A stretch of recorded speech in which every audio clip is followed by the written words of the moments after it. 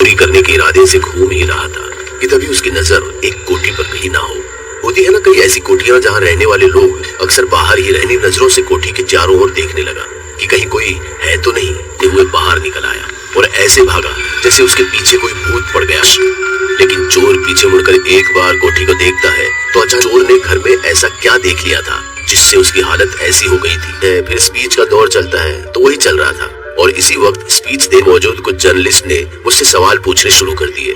सभी मेरी लाई खुशियों से भरे उस हॉल में सन्नाटा छा गया। सभी सोचने और मैंने निया से कहा, यंगल can you ask me again the same, क्यों जुड़ने वाली है। निया को लगा कि मैं उसके सवाल का जवाब दूंगा ही नहीं। जी जरूर। आज सभी आपकी कामयाबी के बारे में पूछ रहे हैं कि नाकामी तो नहीं है। नाकामी लगी उसमें से एक का तार जुड़ा है आज से 20 साल पहले केला। वैसे ही वहाँ पर मौजूद लोगों के बीच फुसफुसाहट शुरू हो गई। उन्हें देख अब उनके चेहरे पर देख पा रहा था और उनकी यही चिंता आज भी मुझे तो कई माएं अपने बच्चों को लेकर वहाँ से निकल गई, जिसमें मेरे परिवार से जुड़े कभी भूल भी नहीं पाऊंगा। उस रात का हर एक मंजर आज भी मेरे जहन नया नया सीनियर इंस्पेक्टर बना ही था। उस रात मैं घर देरी से पहुंचा था और तभी घर का टेलीफोन बजने लगा। पहली बार तो मैंने टेलीफोन की घंटी को इग्नोर कर दिया। बाग बंगले में 3 लाशें मिली है, एक औरत और उसके साथ 2 बच्चियों की। जी तुरंत हाथ धोए और बिना यूनिफॉर्म की परवाह किए अपने नॉर्मल कपड़ों की बिजली ऐसे कड़क रही थी मानो आज मेरे ऊपर ही गिरने वाली थी। लेकिन आया कि वहाँ लोगों की भगदड़ मची हुई थी। सभी कुंदनबाग की कोठी की तरफ ये जानना चाह रहे हो कि इस कोठी के अंदर चल क्या रहा है। में खबर दी थी। वो क्या है ना साहब, रात को खाना खाने के बाद मेरे को पता साहब कि वो आदमी ये बंगले का तो नहीं, इसके वास्ते मैंने उसका कॉलर पकड़ लिया। चोर चोर वो साला मुझे ही चिटक करके भाग गया। मैं जब अंदर गया ना चलेगा हम लोगों का क्या होगा साहब, आप मुझे बताओ। हम लोग का चुप और हकला भी रहा था। ये सुनते ही मैं समझ गया कि वो चोर। सभी चीजों को सोचते हुए मैं घर के अंदर पहुंचा, जहाँ पहुंचते मुझे जैसे किसी ब्लड डोनेशन वाली जगह पर होता है। इसके साथ ही उस घर वहाँ खड़े खड़े मुझे बेचैनी सी महसूस होने लगी। तभी मैंने लाशों ठीक था लेकिन बड़ा भी जैसे ही मैंने घसीट कर लाश थाने में महसूस हो रही थी।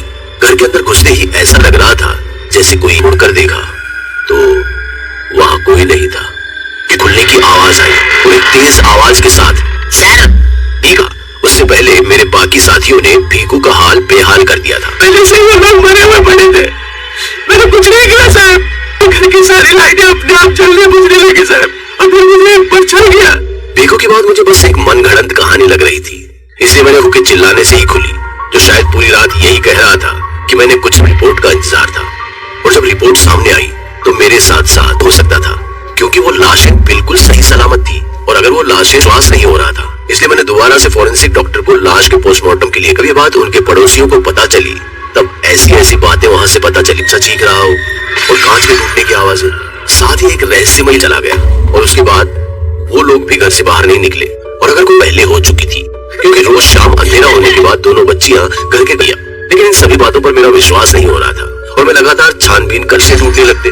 जो लाशें खुले में पड़ी थी और महीनों तक नहीं सड़ी थी, इतना बेहाल हो गया और अंत में हमें वो लाशें जलानी पड़ी और साथ ही कुछ महीनों के बाद को मार दिया होगा और वहां से भाग गया होगा।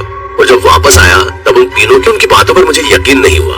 आज भी वो बंगला वहीं मौजूद है जिसके बाहर आज भी सताती है और कहती है कि कुछ तो अधूरा रहे। तो अगर आपको हमारी कहानी अच्छी लगी हो तो लाइक कमेंट और शेयर जरूर करें। साथ ही